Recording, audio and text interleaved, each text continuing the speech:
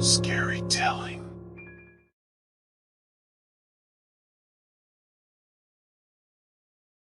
I was driving alone on the highway in the dead of night when suddenly my tire blew out. I pulled over to the side of the road and got out of my car to assess the damage. As I opened the trunk to retrieve the spare tire, I froze in horror. There was a teenage girl's dead body lying in my trunk. My mind raced as I tried to figure out how she got there. I knew I hadn't put her there, but someone must have. I was paralyzed with fear, not knowing what to do next. Should I call the police, or should I just throw out the body and pretend it never happened? My thoughts were interrupted by a voice coming from the darkness. "Hey, do you need some help?" I turned to see a young woman standing on the side of the road, her thumb outstretched. She looked harmless enough, but in my current situation, I couldn't take any chances. "No, I'm good.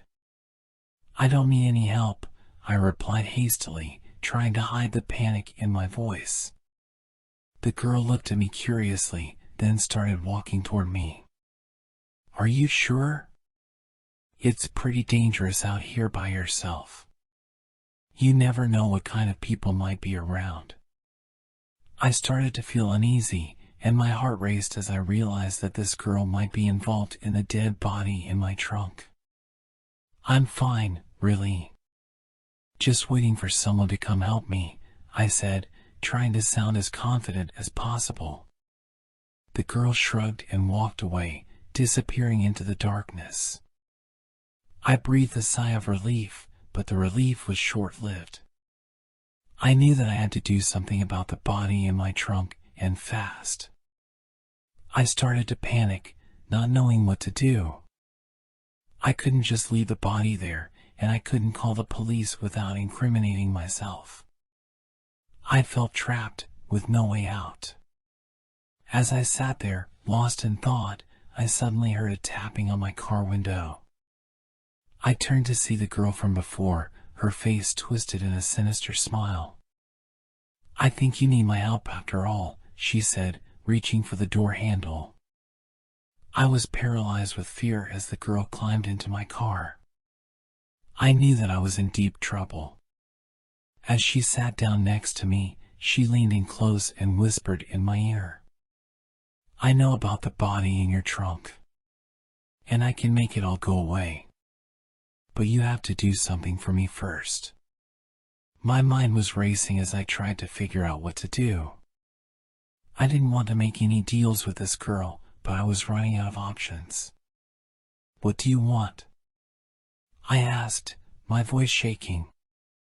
The girl grinned, her eyes glinting in the darkness. "I want your soul," she said. I felt a chill run down my spine as I realized what she was asking. But in my current situation, I had no other choice.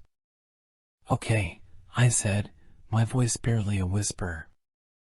The girl cackled with delight, and I knew that I had made a deal with the devil. But in that moment, it was the only way out. As she disappeared into the night, I started up my car and drove away, feeling a weight lifted off my shoulders.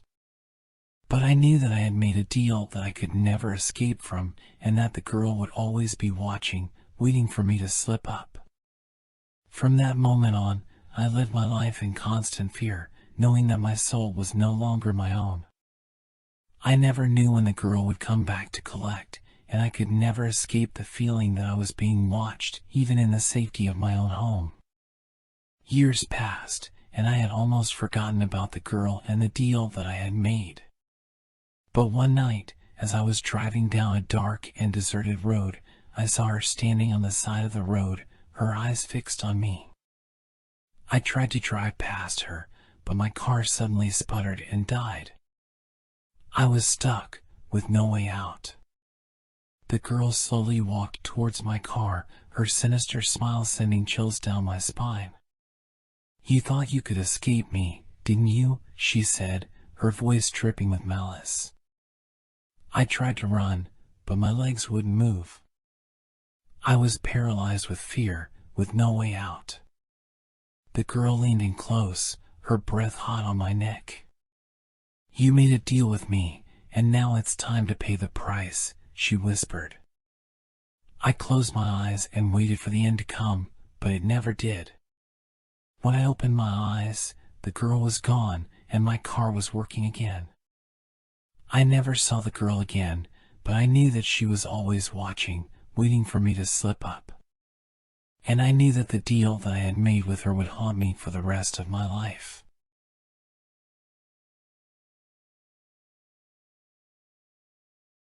When I was 6 years old, I had a sleepover at my friend Tommy's house in Montana.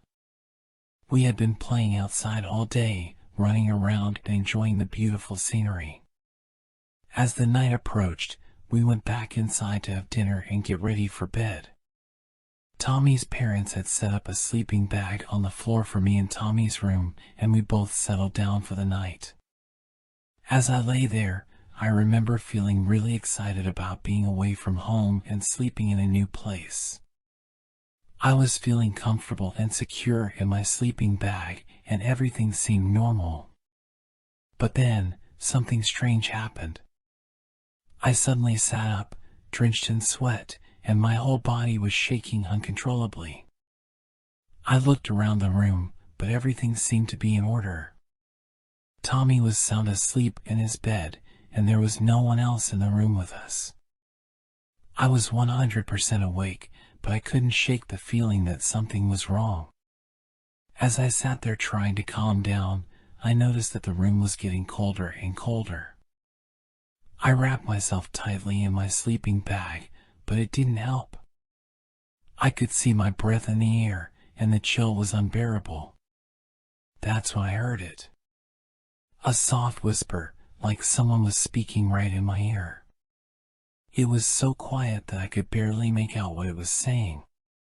But as I strained to listen, I heard a voice say, "Get out." I was terrified. I didn't know what to do. I wanted to scream for Tommy's parents, but I was frozen with fear. And then, as suddenly as it had started, the coldness vanished.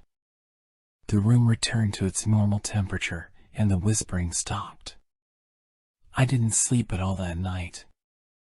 Every time I closed my eyes, I heard the whispering again. "Get out." I was too scared to move, too scared to do anything except wait for morning to come. When I finally saw the sun rise, I felt relieved. I packed up my sleeping bag and ran out of Tommy's house as fast as I could. I never spoke to him or his parents again. Years later, when I was in college, I decided to do some research on the house. I found out that the previous owner had died in the house, and his ghost was said to haunt the place. People had reported hearing strange noises, seeing shadows move on their own, and feeling a presence in the room with them. I shuddered at the thought that I had spent a night in that haunted house. I could never forget the feeling of terror that I had experienced. And even though I had never seen the ghost of the previous owner, I knew that it had been there, watching us, and whispering its eerie message. From that day on, I never slept anywhere that I didn't feel safe. And I never forgot the lesson that I learned that night. Sometimes, it's better to trust your instincts and leave a dangerous situation, even if you can't explain why.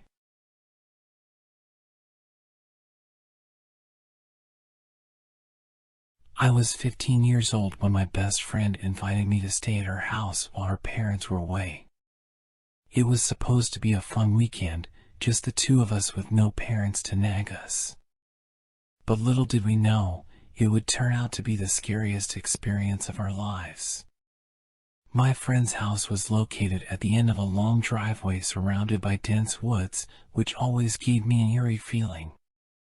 As the night fell, we were sitting in the living room, chatting and watching a movie when we heard a strange noise outside. It sounded like someone was walking on the gravel driveway. At first, we thought it was just an animal or maybe the wind.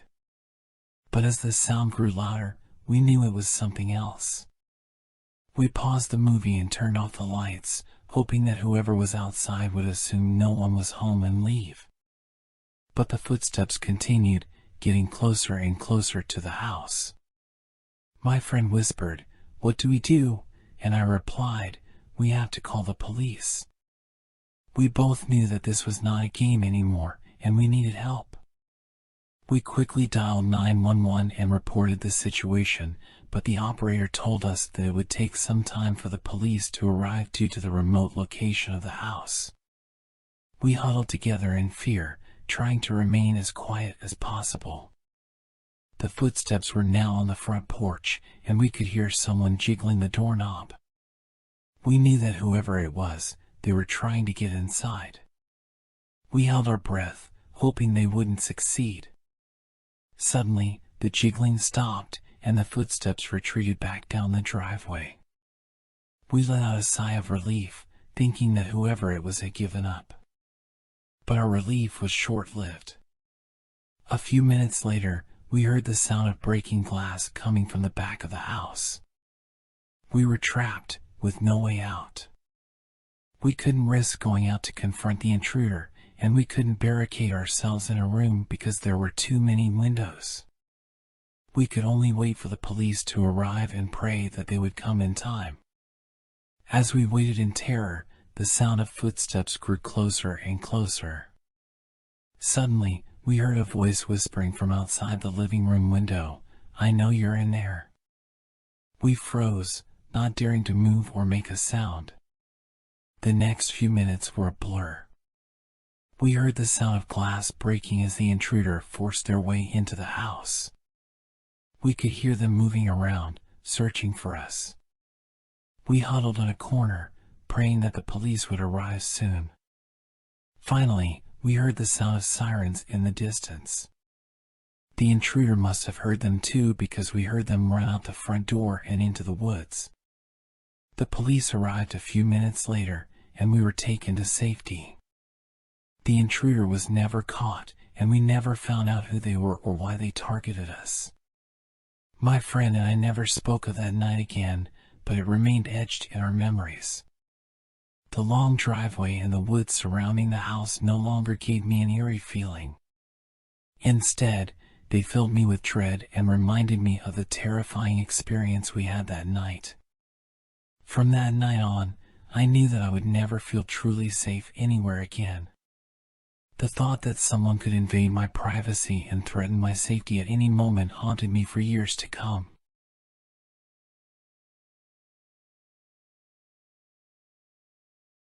I never believed in ghosts or the paranormal until my younger sister lost the only key to her lockbox. She had received the lockbox as a gift from our grandmother, and it contained all her important documents and her savings. She had been careless with the key and lost it somewhere in our house. We searched everywhere for it, but it just vanished. Months passed, and we had all but forgotten about the lost key. One evening, my sister and I were sitting in my bedroom, chatting about our day, when we heard a strange noise. It sounded like a piece of metal hitting the floor. We looked at each other, confused, and then heard it again. This time, we got up to investigate. We followed the sound to my sister's room, and as we entered, we saw her lockbox lying on the floor with the lock open. We were both shocked and confused, wondering how the lock could have been opened without the key. As we examined the lockbox, we saw that all the contents were there, but something was off. We couldn't quite put our finger on it, but we both felt like something was not right. That night, we both had trouble sleeping, and we kept hearing strange noises coming from my sister's room. We convinced ourselves that it was just our imagination and tried to go back to sleep.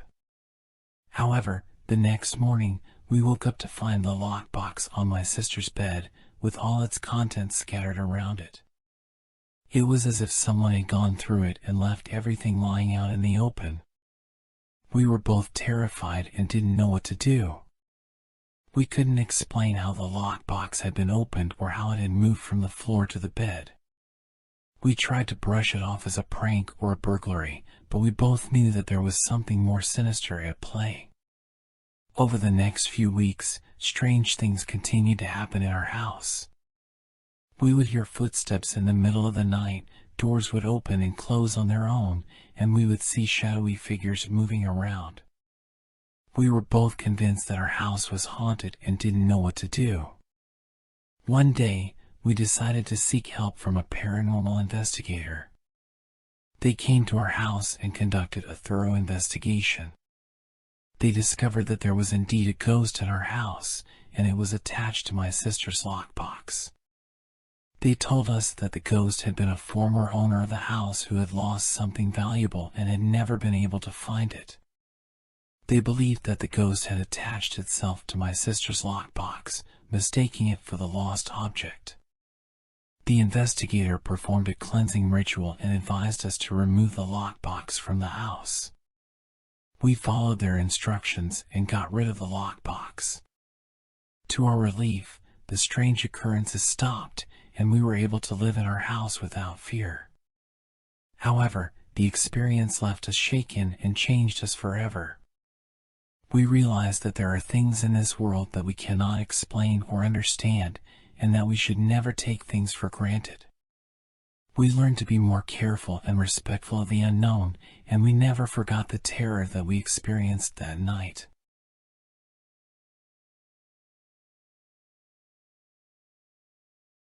I was driving to work one morning on the same old road I'd been taking for years. It was a quiet, uneventful drive, and I had never felt uneasy about it until that day. As I approached a bend in the road, I saw a school bus parked on the side of the road, and I slowed down to get past it safely. But as I got closer, another bus suddenly overtook it, swerving into my lane and coming straight for me. I hit the brakes hard, but there was no possibility of me stopping in time. I was terrified and closed my eyes, expecting it to hit my car. I could hear the screeching of tires and the sound of metal colliding, but then there was silence. I slowly opened my eyes, only to find that I was about half a mile up the road, with the two buses still parked on the side of the road where I had seen them before. I was confused and shaken, wondering if I had just imagined the whole thing. But as the day went on, I couldn't shake off the feeling that something was off. I began to notice that the same two school buses were parked on the side of the road every morning, even though I had never seen them before that day. I started doing some research and found out that the buses belonged to a school that had been closed down years ago. Rumor had it that a school bus had crashed on that same bend in the road, killing everyone on board. Some people claimed to have seen a ghostly school bus driving down the road at night, while others reported strange occurrences in the area. I tried to brush it off as coincidence and carry on with my life, but the feeling of unease only grew stronger. I started having nightmares of the school bus crashing into me, and I began to see it in my mind's eye whenever I drove past that bend in the road. One day, as I was driving home from work, I saw the two school buses parked on the side of the road again. But this time, something was different. I saw a figure standing next to one of the buses, dressed in a school uniform from the same school that had been closed down. As I got closer, the figure turned and looked straight at me, and I could see the terror in its eyes. It opened its mouth as if to say something, but no sound came out.